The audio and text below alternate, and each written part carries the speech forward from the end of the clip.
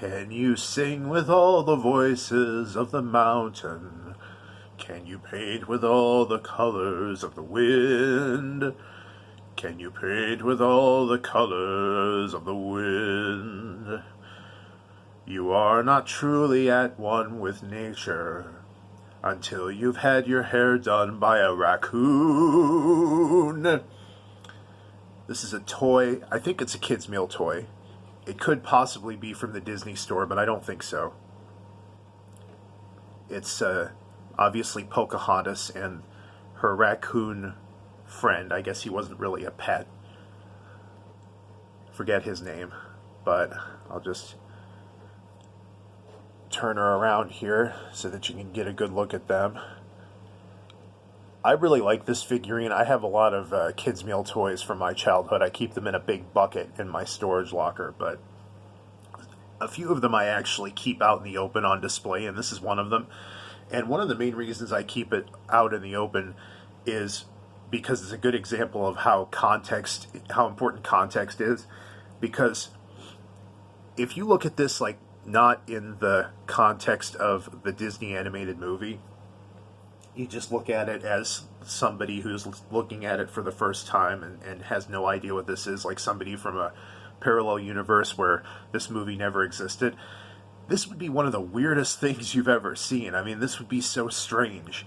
You have this random figurine of a Native American woman getting her hair braided by a raccoon, you know, and you know, even if this movie never existed, somebody would probably assume, oh, this is from some kind of kid's cartoon or something. But then, say you brought it to like a parallel universe where this kind of entertainment just doesn't exist. You know, like cartoons don't exist or whatever, you know, like say early 1900s, like very early 1900s. They would just don't know what to make of this, and it would be very bizarre, you know.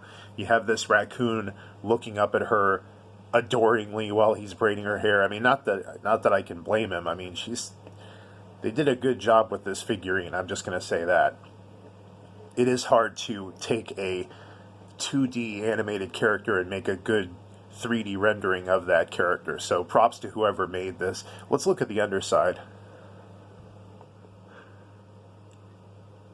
Disney applause deco pad.